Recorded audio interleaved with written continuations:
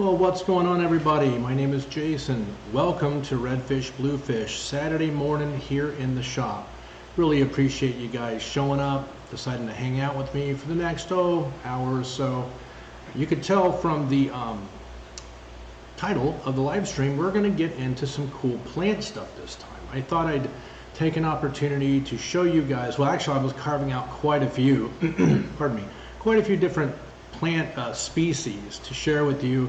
I just love too many plants, so I had to slice the list quite a bit. So we ended up with a few decent species to look at and to discuss, and I'd like to give you guys a little bit of a, perhaps a little bit of a taxonomical history on them. We've been going pretty heavy into some science level stuff the last couple of streams, so I thought I would try to keep this a little bit lighter this time and not try to get too crazy with the science. Remember, this channel is about art, nature, and science through the lens of the aquarist. So we're going to mix it up a little bit. We're going to do some science, but we're going to kind of focus more on art and nature this episode, with a smattering of science thrown in. So, without further delay, I do want to talk about something. It's not very fun. We lost a member of our community, Aquarium Cop. He passed away Sunday last week. I did not know Aquarium Cop very well at all. Sadly, I definitely regret that. We spoke to each other in passing a couple of times in chat and other live streams, perhaps only twice or 3 times. But that's irrelevant. I wanted to touch on that and just basically say it's terrible. It's always terrible losing a friend, a member of our fairly small community. It stings when that happens, but I wanted to take the opportunity to just to remind you guys, you know, it's sad, but we're mortal, right? We're all mortal. We go one day, but perhaps we can use the very unfortunate passing of this member of our community as a reminder that we should all find our family and our friends and tell them we love them, because we only have so long. So I'm going to move on. I don't want to bum you guys out. Sorry, but like I said, I didn't know him very well, but I think I owed it to him that much. So here we go.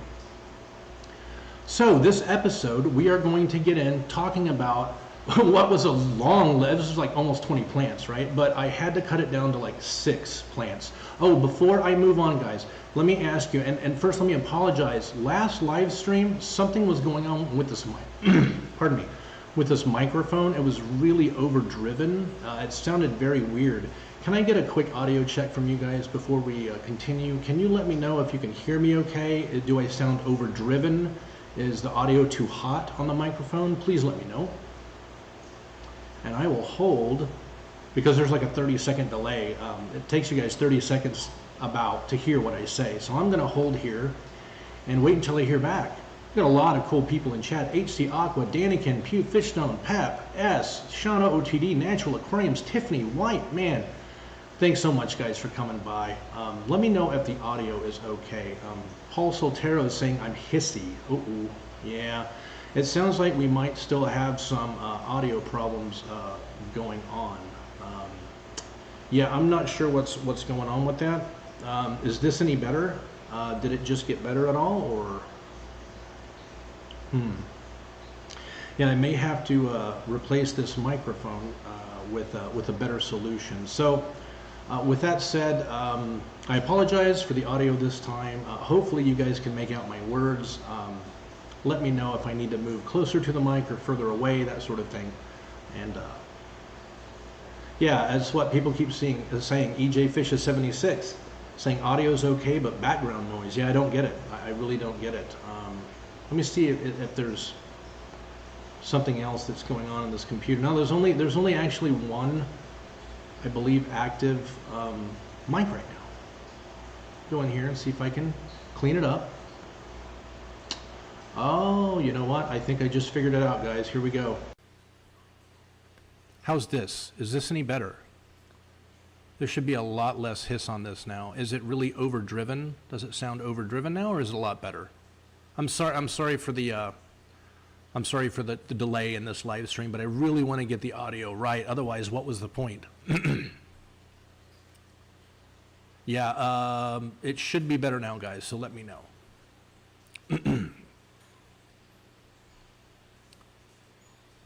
Tons better. Mo better. Okay, cool.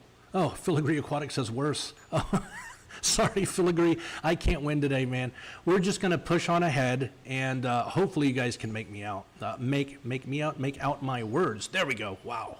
It's going to be one of those weekends. I can already tell it. Oh, thanks so much. I see the messages rolling in. Much better, much better. Sweet.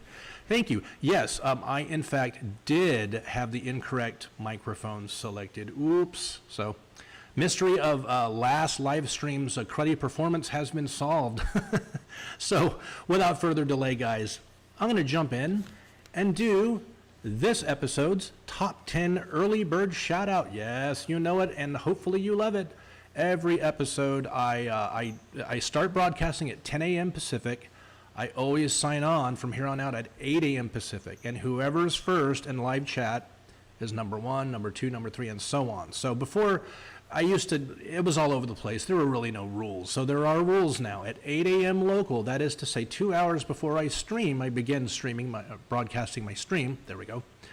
That's when I log in and I'm looking to chat with people, shoot the stuff back and forth, have some fun, and start making that top 10 early bird list. So, without further delay, first place this time goes to Sean, OOTD. Thanks so much, buddy. I really appreciate your support, you being here early, being such a supportive guy. Means the world to me. Thanks again. Second place goes to IHSP's Tank Tribe. Wow, second place, moving on up. Thank you so much, IHSP's Tank Tribe. Third place goes to Leah Jet, tuning in from, I believe, Canada. Thank you so much, Leah Jet. Every weekend you're here. I really appreciate it so much. From there, we've got in fourth place, Laura Sutton. Fifth place, Paul Soltero. Sixth place, we've got EJ Fishes 76. Seventh place, Griffin Fish Room, the Griffinator. Thank you so much, Griff. Eighth place, we've got Kenny E with Daniken Aquatics. Thanks so much, bro. Really appreciate the support. Ninth place, Dragon Lair. Dragon Lair out on the big shop. 10th place, last but definitely not least, not at all, not even close, good buddy of mine, Bentley Pasco. Thanks so much, Bentley, for coming by. And poor Bentley is at work today, slaving away. He said he was in super lurk mode. So guys, if you chat with Bentley, he might not be able to answer. I know how it is when you're trying to sneak in some quality YouTube time while you're supposed to be punching the clock. You got to be careful with that stuff. So I hope you guys appreciated the top 10 early birds. If you didn't make the top 10 early bird list, remember from here on out at 8 a.m. Pacific every Saturday, that's when I go live. I'll say howdy to people in chat, and that means I'm watching and I'm writing names down. So with that said, we are going to jump in, and like I said, I had a whole lot of species to go through. I would have had to probably live stream for about 3 hours to get it all covered. So I cut it down to six species of aquatic plants that I absolutely love. Now we're going to start with the foreground, right, and work to the midground, and then end up in the show in the background. So foreground, midground, background plants. So the first one I wanted to go into, before I even show you this plant, I wanted to, there we go. Sorry, I had to get this fixed. I want to copy the name, the scientific name of the plant, okay? I'm going to copy and paste it into chat. Okay, and that is because a lot of these plants are really difficult to pronounce for a lot of people. I'm going to work through it. We're going to work a little bit on taxonomy, on correct pronunciation, because a lot of these plants, I just hear them butchered, butchered like crazy.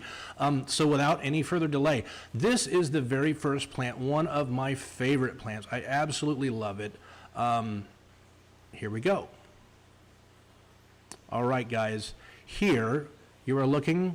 Well, actually, I won't give you the name of the plant just yet. I will paste it into chat. I'm going to give you guys in chat an opportunity to tell me, what plant is this? It is definitely an aquatic plant, and it's very, very difficult to find anywhere except for in tissue culture form. So I'm going to chill out for a second, and I'm going to give you guys a chance to tell me what plant you think this is. You see it's got long runners, it puts out long runners. And off of each runner, it puts up, well, I can't tell you what the name of the structure is because that's part of the name of the plant. We're going to talk about that in a second. Get into a little bit of plant autonomy, right? Anatomy, autonomy, plant anatomy, not autonomy. Although many plants are autonomous. Okay, Kevin Rosenberg, you got it. The pennywort. Can anyone tell me what the scientific name is? Because we don't really like common names too much here at Redfish Bluefish because it's really easy to call this pennywort because there are about 7 or 8 different pennyworts. It's a different type. It's a certain type of pennywort. And Kevin Rosenberg got that correct. Can anyone tell me what the scientific name of this is before I paste it in? In 3, 2, 1. Sean OOTD says, I believe that's the green leaf plant. Yes, it is. Here goes the name in chat. This is Hydrocotyle verticillata. Hydrocotyle verticillata. Now, this is a really cool plant. It hails from South India, specifically South Asia. It comes actually from South India, too. It comes from southern India. It's a very, very closely related plant to one that's used in India for medicinal purposes. It's called Gotukola. I don't know if we have people of South Asian descent in chat right now. Perhaps we do, but it is very closely related. This is Hydrocotyle verticillata. It's very closely related to Hydrocotyle vulgaris.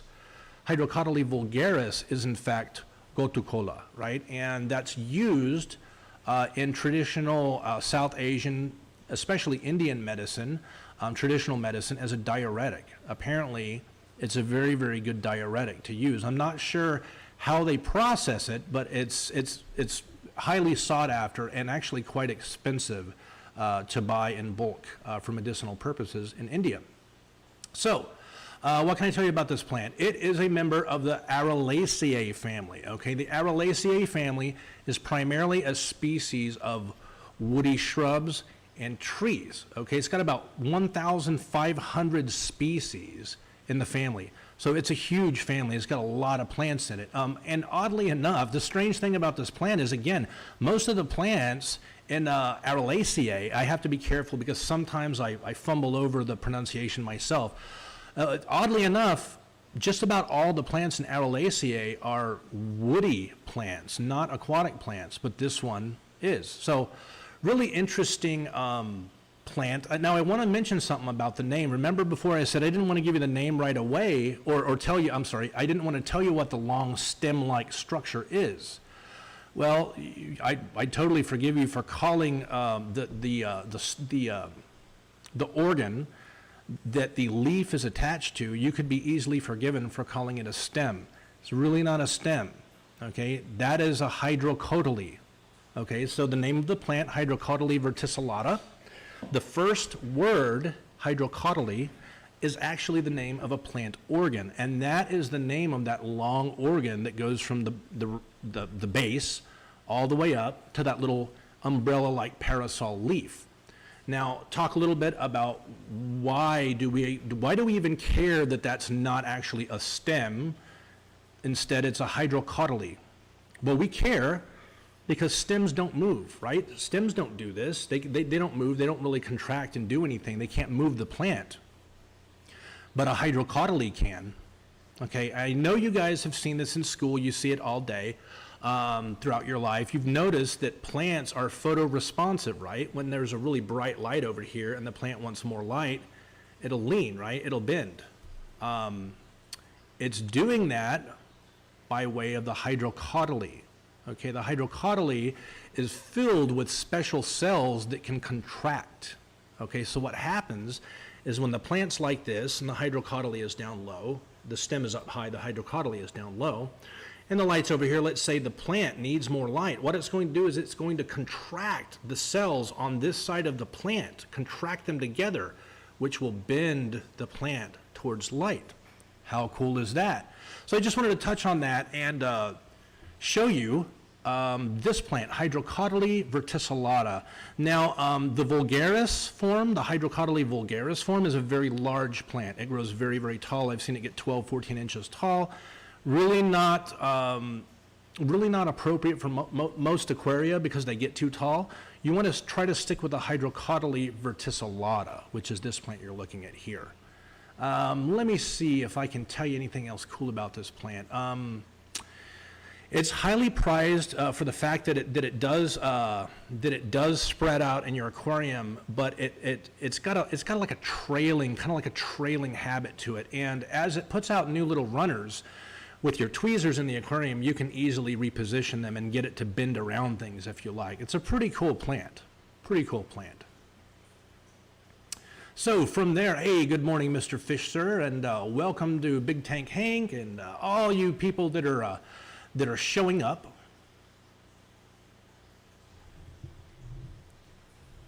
Okay. Voice is overdriven. Yeah, like I say, we've got to do some work on this microphone, obviously.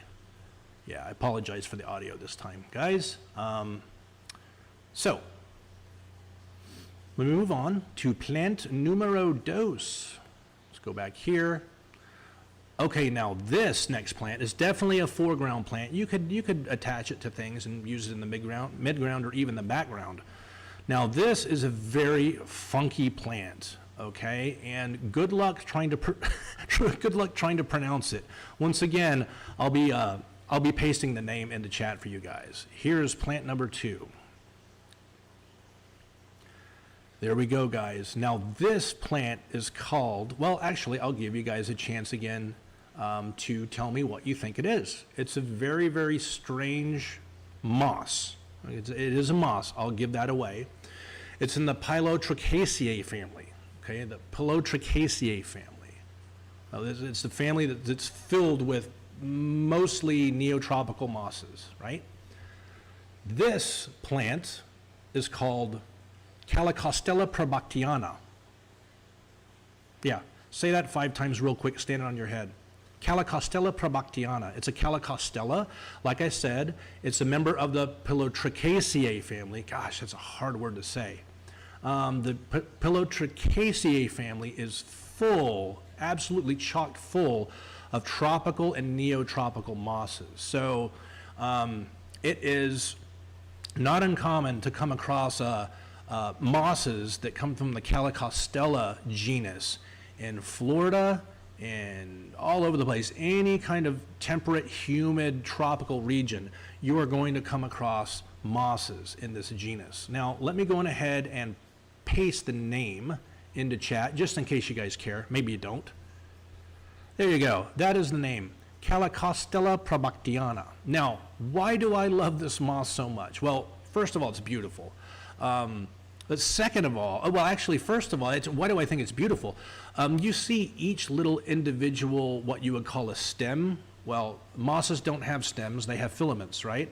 But off of each filament, you can see little individual leaves, which is not super common for mosses. Often mosses have really leaves so small you can't even really tell that it's a leaf. What is that? It's just green. It's something green.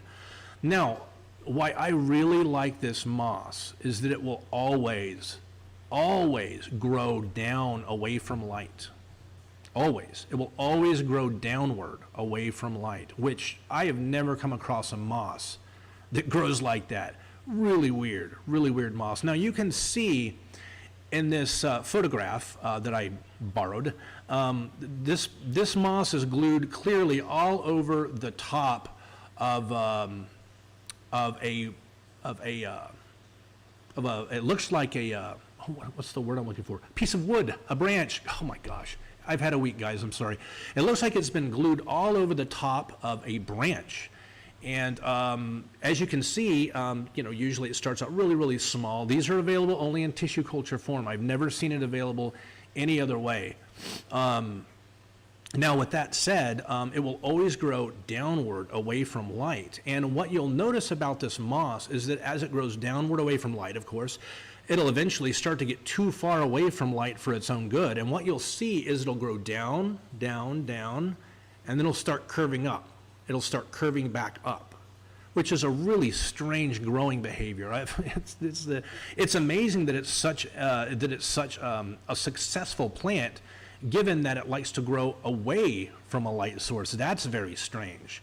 But good question there from Kevin Leong. Does it like really low light? No, it likes good, decent light, which can be a problem. A lot of mosses like really good, decent light, A, and B, a lot of mosses are absolutely fantastic for growing algae. So when you're keeping these really beautiful, delicate mosses that like higher light, maybe not necessarily high light, but higher light, you want to do your water changes. Please do your water changes, because that will knock back free-floating algal spores and stuff in your water, which keeps algae down. Let's see, what else can I did see a question here.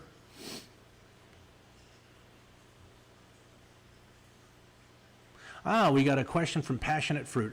I thought Hydrocotyle had its own subfamily, Hydrocotyloideae, within the Apiaceae family. Did it get moved to Areliaceae? Areliaceae? Yes, I believe it's always been in the Areliaceae family, although it wouldn't surprise me. Actually, it may have moved. It very well could have moved, because you notice that it's a very odd plant. It doesn't really resemble many others, right? It's got its own structure. The entire stem is a hydrocotyle. That's very bizarre plant. It's a good question. I'll have to look into that to see if it's been taxonomically moved. It probably has. A lot of the aquatic plants get shuffled around a lot. Okay, now how and where to use this moss? This moss is best glued or attached to like rocks or branches or something like that. If you want to attach it to a rock, I suggest that you attach it to a rock that's at least 3 or 4 inches tall, even taller, because that way you're going to be able to illustrate for people looking at the aquarium that the moss grows down away from light. But if you grow it on a little tiny short rock, you'll never really see that behavior. You want to, grow it with enough height below it or space below it so it can kind of exhibit that cool drooping down, growing down behavior. Very, very cool plant. Again, this is Calacostella prabhaktiana. Let's see if I can tell you anything else about this. That's kind of it. It's the Pilotrichaceae family. Again, is almost, if it's a moss and it's in there, it's going to be one of the tropical or neotropicals. So, man, I'm really eating up way too much time talking about these individual plants. I don't even know if I can cover 6. So let me move on. Okay. Now, before this next one, we're gonna. Well, actually, let me click on the next one, and then we can talk a little bit about pronunciation. Go back to correct pronunciation of some of these plants. Here's number 3. This is definitely a foreground/midground plant, more often in the midground. All right, guys, you tell me what plant you think this is. I'll switch back over, and I will wait for a correct answer. Hey, we got Zen Ginger in here. Welcome, Zen Ginger. I really appreciate you coming by and hanging out, and thank you so much for posting the link. So awesome of you. Yeah, Paul Soltero there. If you thought fish got reclassified, often plant reclassification blows fish away. And how? There are entire families of plants that are roundly, Cactaceae. Oh my God, cactuses, cacti, any kind of cacti. Oh my God, the cacti people are crazy. They're constantly fighting amongst each other, creating new stuff. It's insane. Okay, we got crypt, and somebody's saying crypt, wendtii red. You guys are all correct. Crypt, wendtii. Now, before I go into why I love this plant, it should be obvious that frilly kind of wavy edges of the leaves. Oh man, what a beautiful plant. What a beautiful plant. I want to go into some correct pronunciation. Now, I do not like grammar Nazis, okay? Grammar fascists, if the Nazi word offends you, I'm sorry. I don't like grammar fascists, but I am a little bit of a strictarian when it comes to correctly pronouncing scientific names of animals, because they're not just names that are made up to trip you up. They're names that actually mean things, right, when you translate them from Latin. So what I'm going to do is, yeah, S is saying here, oh, those poor cactus are caught in the middle. Yeah, absolutely. Cactus are definitely caught in the middle. All right, now I'm going to post the name, the correct spelling of this plant, okay, into chat. Then I'm going to pronounce it. There we go. There it is in chat. And once I see it pop up on screen, there we go. Okay, so before I tell you how to correctly pronounce the name of this plant, let me just say that I have never seen a plant ever that is more roundly mispronounced than the special name of this plant. You see it pop up on the screen, Wendtii. I've seen people say wendtii, all kinds of ridiculous pronunciations for the special name of this plant. So here goes. Cryptocoryne wendtii. Okay? Cryptocoryne wendtii. It is not wendtii, any of the weird trilling, yodeling like names, pronunciations I've heard for this plant, okay? Now, the genus of this plant, all right, is Cryptocoryne. I've heard it said Cryptocoryne, okay, so let me prove to you that it is in fact Cryptocoryne, okay, here goes. In Latin, there is no such thing as a silent vowel. It doesn't exist, all right? I'll say it again, there are no silent vowels in Latin, okay? So if there's an E on the end of a word or an I, you need to pronounce it. There are no silent vowels in Latin. So this is Cryptocoryne wendtii. Okay, now I'll shut up and I'll move on from being such a pronunciation Nazi. This is indeed Cryptocoryne wendtii. See, there you go. I even messed up the pronunciation. Now, let me tell you a little bit about this plant. It comes from Asia, obviously. It's in the Araceae family, okay? It's a major, so the Araceae family consists of a major group of flowering plants, okay? I want to talk a little bit about flowering plants.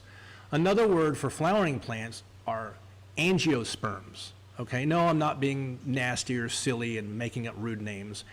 Angiosperms. This is an angiosperm because it's a flowering plant. Okay, angiosperm is not a name for a genus or a kingdom or any of that. It's a name, it's a classificational name, but it refers to any plant in any genus or species or taxon that truly flowers. Okay, now you got to be careful. There are some plants that look like they flower. Right? They look like they put on flowers, but they're not truly flowers because they are not reproductive, right? They are often mistaken for flowering plants because the flowers on them are meant to attract insects, right? Thinking, hey, there's a nice flower, I'll go pollinate it. Well, the plant's tricked you, it's going to eat you, poor little bug. So Cryptocoryne wendtii is a member of the Araceae family. It's an angiosperm, meaning that it is a flowering plant, okay?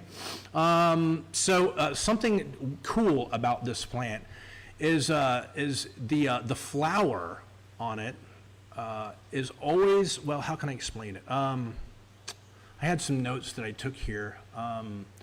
So it's basically, how can I explain it? This plant is very closely related to orchids. Okay, orchids and other plants that are known as aroids. Okay, they're also sometimes people call aroids plants. They say it's in the arum family. Okay, so if you've ever flowered a crypt, if you've ever gotten lucky enough to get a crypt to make a flower for you, you will know what I'm talking about when I say it's an aroid. So all aroids have one thing in common with their flowers. Okay. When the flower forms, there will always be, and you've seen this on an orchid, and if you've ever flowered a crypt or a bouse, you've seen this for sure. It's got a beautiful little cup behind it, an open cup, a curved cup like that, and then from a central point down low, it will put up a little thing, a little tiny thing, right? And that's what the flower looks like. So if you've ever seen a crypt do that, now you know why we consider it an aroid. So there are tons of species in this genus, in this family rather, in the Araceae family. There are like pushing 4,000 species of plants, and they're all flowering plants, all of them. They'll all make flowers in one way, shape, or form. I really, really like this plant. In the foreground, there are different varieties of it. If you get one of the smaller dwarf varieties of it, for instance, Pink Panther, right? Pink Panther, Pink Panther, that is a Cryptocoryne wendtii. It looks very different because it's a really strange color morph of it, but it is indeed a crypt. And they stay much smaller than a lot of the other Cryptocoryne wendtiis do.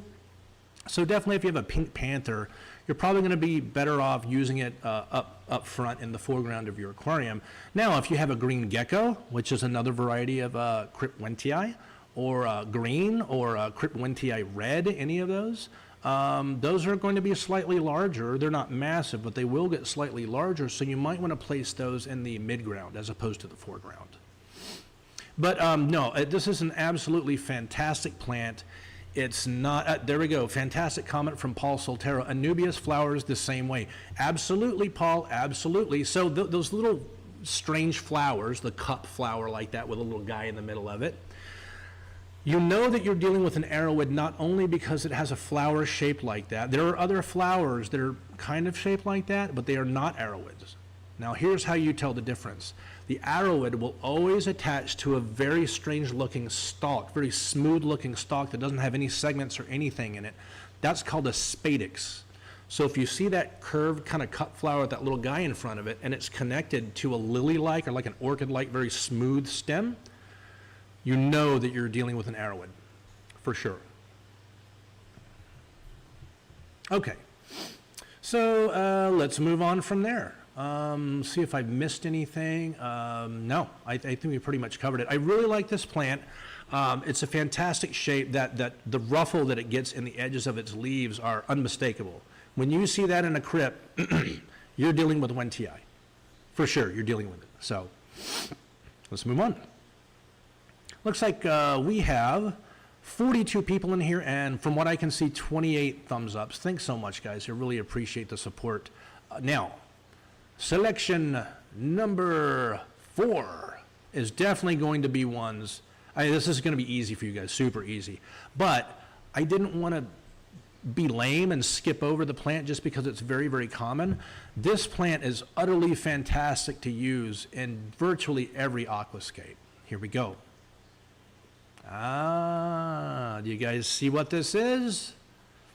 I'll let you guys tell me what this is. I don't need the variety. I don't need the scientific name.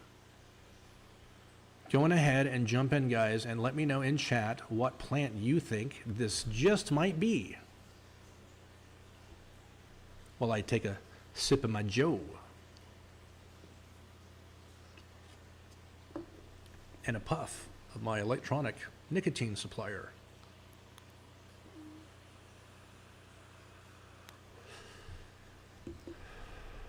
Yes, Paul Sotero, absolutely. Peace lily in the same family, yes.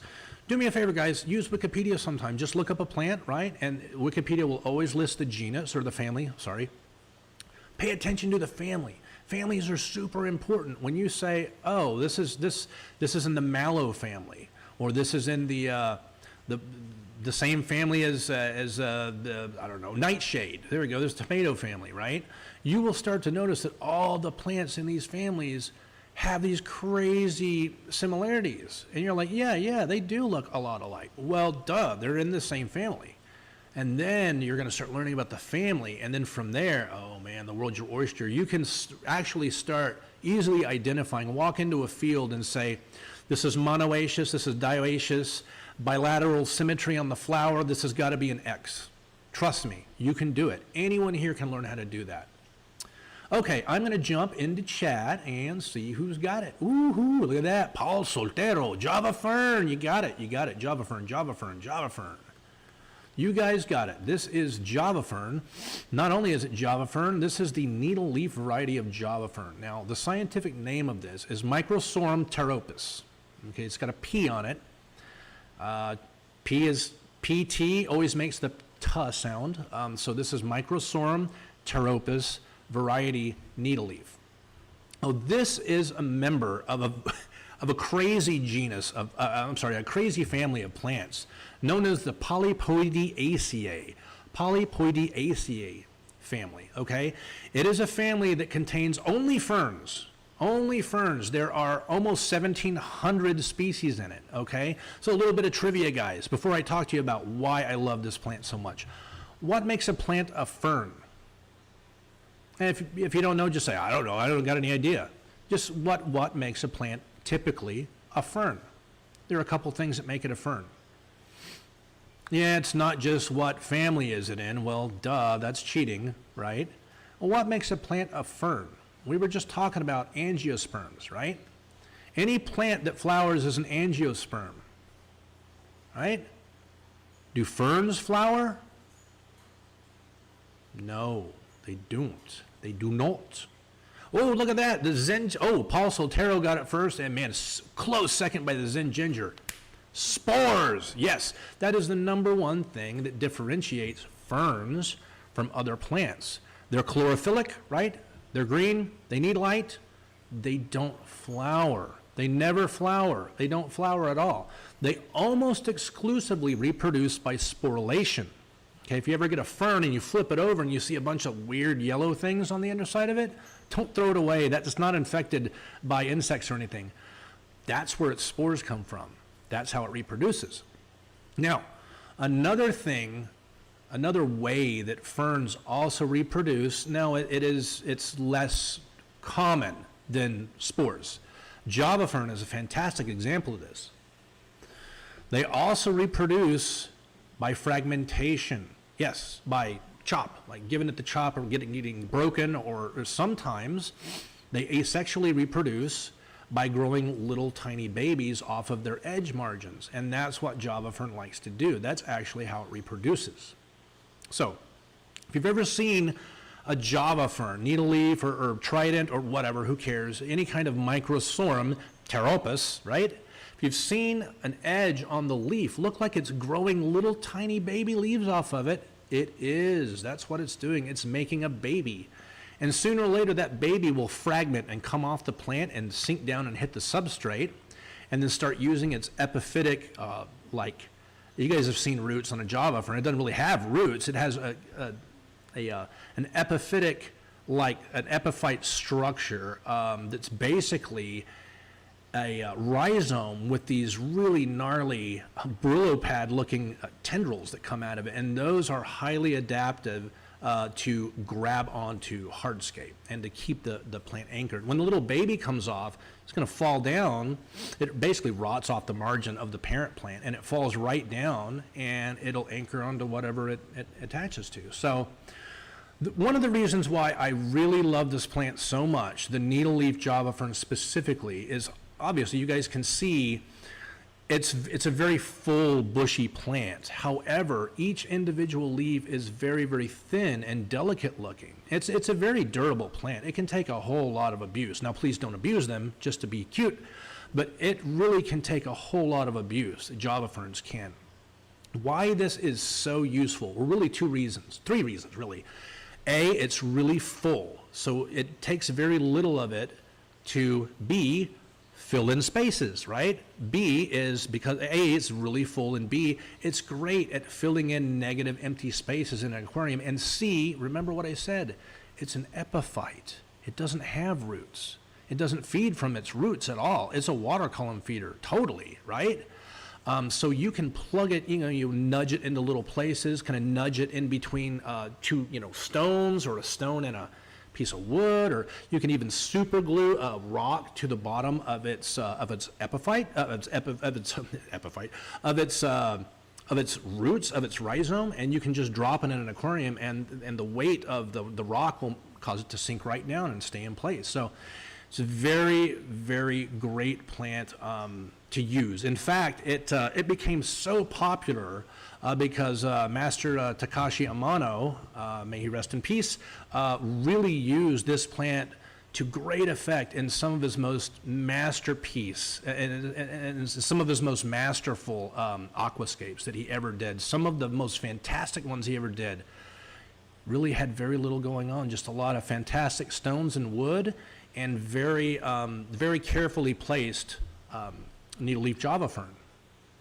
So that is why I really, really like that plant. It's a fantastic plant. Okay, so we got to move on.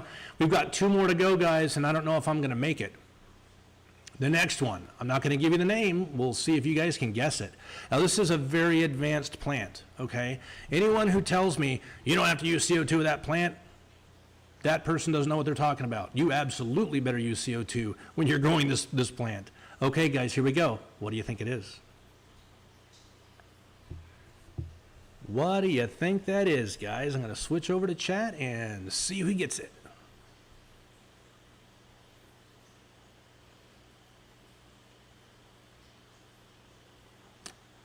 All right, guys, let's see who gets it first. And while I wait for that to load, I'm going to scan up in chat and see if I missed any questions. Probably have. Please remember to @ redfish bluefish to ask me any specific questions. We'll get them answered as soon as I see them. Often I miss them. So.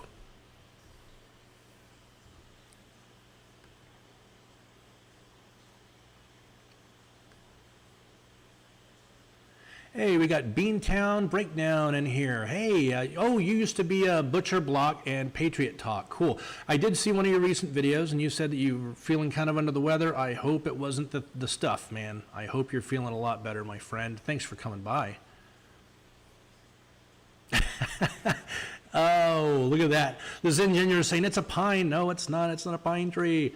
And good guess, Dragon Lair. Dragon Lair is guessing it's a Myriophyllum. Nope, it is definitely not. Let's see if anyone's got it. Oh, look at that. Zen Ginger. Zen Ginger said it's a Rotala, and that's absolutely correct. This is a Rotala. In fact, it is one of the most notoriously difficult to grow Rotalas alive. It is not Rotala ramosior. Rotala ramosior is even more difficult to grow. But it's nearly as difficult as that. This is, let me see if I can switch this over. Sorry. Sorry, guys, I lost my window. Okay, does anyone got it? It is a Rotala. What kind of Rotala? It's a very difficult to grow Rotala known as Rotala wallichii. Yes, here's another name that I hear butchered all the time, and I don't get it. Here we go. I am going to paste this into chat. Boom, that's the name of the plant. This is indeed a Rotala. It is Rotala wallichii. Okay, this is a quite difficult to grow Rotala, okay? So some things that make this Rotala really stand out to me, that red stem that's segmented. You see the stem, or if you prefer, it's a rachis, right? That's the actual name for a stem of a plant, rachis. At the bottom of the rachis, where the rachis kind of, it looks like it goes into the soil, that is no longer the rachis, that is the Hydrocotyle. Okay, so the stem of the plant that's red, you see in front of you, that's the rachis.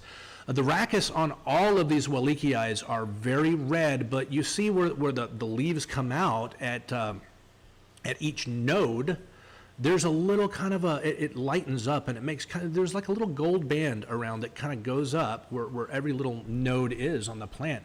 Very, very beautiful plant, absolutely fantastic.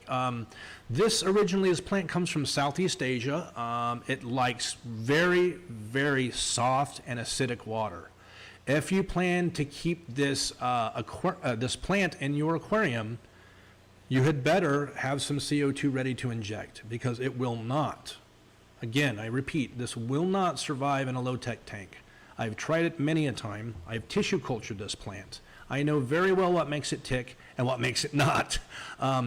It does require CO2, and that is because this plant very often grows in water about that deep, So it's only got to grow up that tall and breach the surface of the water to access all the CO2 in the world. That's not a problem for the plant. Now, when you keep it in water that's this deep, and you're never letting it breach the surface of the water to get that yummy, yummy CO2, it's going to die. It's going to get algae on it. Trust me. Yes, Lady Kedge, I believe Lady Kedge guessed Kabamba. That's a very, very good guess. Very good guess. Kabamba and Mayaka and this wallichii, they're very, very similar. They're really similar looking. Okay, so this plant, let's talk about some of the taxonomy, the taxonomy of it. It's a member of the Lythraceae family, which is also known as the loosestrife family. Now, the cool thing about this Lythraceae family is there are quite a few aquatic plants in it, okay? So in the family, we've also got Kufia, all right? Kufia is an aquatic plant, a very rare and difficult to grow aquatic plant that comes from Brazil. It's also, its full name is Kufia anagaloidea. In this same family is also, let's see, what else is in there? Nicaea. You know, Nicea. I know that you guys have seen that plant before for sale. Golden Nicea, Golden Nicea. People pronounce it different ways.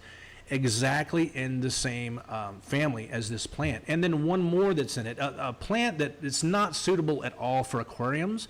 It's called a water caltrop. It's also known as Tropa.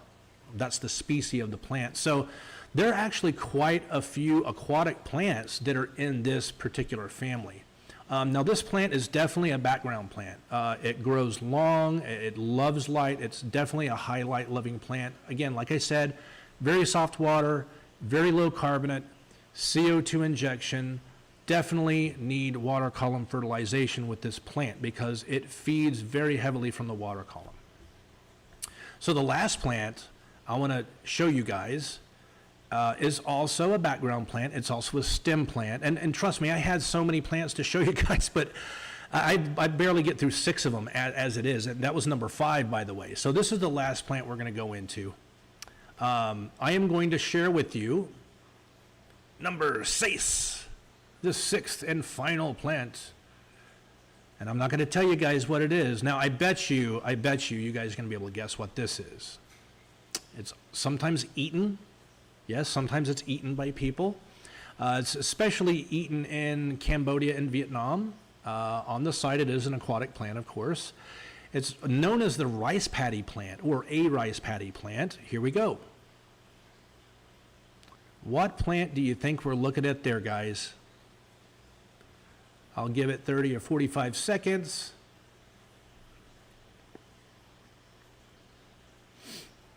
And see what you guys think this plant is while I enjoy some tea.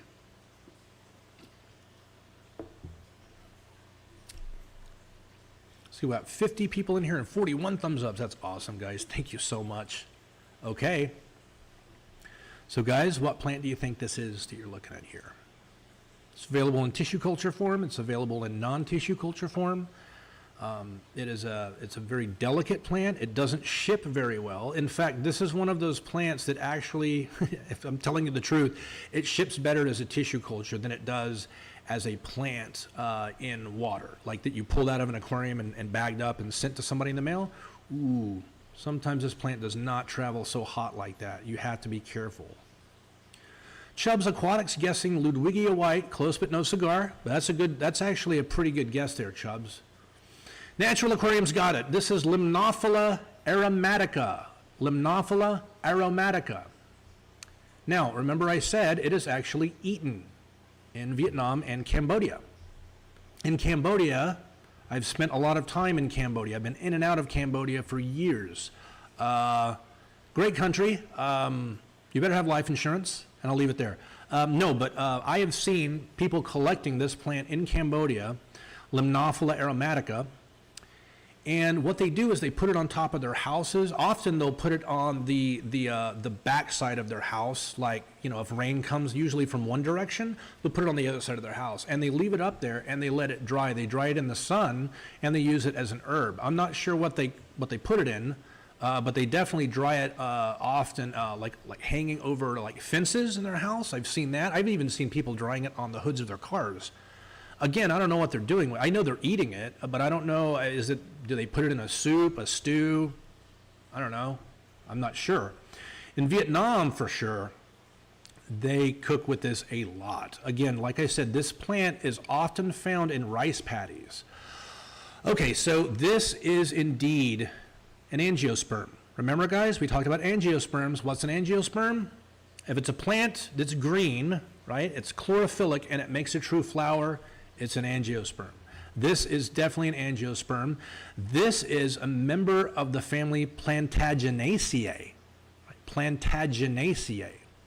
It's actually a rice paddy plant, like I said. It's used as an herb in a lot of kitchens. I wish I knew how to cook with it, to be honest with you. The Plantaginaceae family is very diverse. That is considered the plantain family, believe it or not. Yes, plantains are a member of the Plantaginaceae family, just like Limnophila aromatica is. They look so similar, right? No, they don't. But they are a member of the plantain family. Now, one reason I really love this plant is just almost for the same reason as what I mentioned about needleleaf java fern. You see how it's really bushy? It's really, really, full. It's got those kind of serrated individual needle-like leaves that kind of look like a certain recreational plant that some people grow. It's got the serrated leaves, but what you see here is really full. It's very full. Now, I will tell you, like I said, this is a very difficult plant to ship when it's not in tissue culture form. You need to protect it. It dries out. That's it. It's done. It'll die. It's a very, very delicate plant. Now, one of the main reasons it's so useful, it doesn't take a whole lot to fill in an aquarium and to block negative spaces that you don't want in your aquascape. Negative spaces in aquascapes are very important, but in the wrong place, they're catastrophic. You can look at an aquascape and go, yuck, that is terrible. What is wrong with that? Negative space in the wrong place, too much, too little of it, usually. So this is a very, very, very amazing plant for not really needing too much of it to fill in empty spaces or negative spaces. Now, another reason I really love it is that it will always, always, always be green at the bottom and pink at the top. I've leaned it out in terms of nitrogen fertilizer. Now, often people will run like a lean nitrogen cycle for fertilizing their plants in order to make reds even redder. And that's very true because kind of starving them a little bit of nitrogen actually stresses them out a wee tiny bit. And that response is them trying to protect themselves against the bright light that they're under. So the brighter the light on this plant, the pinker it's going to get. It really is. Really, really fantastic plant. This plant is most likely going to require CO2 in aquaria. Now, yes, there are some people who have had luck growing it without CO2. They are definitely not the rule, they are the exception. Often people that are having success growing plants in aquariums that typically require CO2, there's something about the carbonate levels in their water that their plants are basically using for a carbonate source. Now, that is not typical. Most plants don't do that so hot. That's because plants didn't necessarily evolve to use carbonate as their carbonate source. They evolved to use carbon dioxide as their carbonate source, right?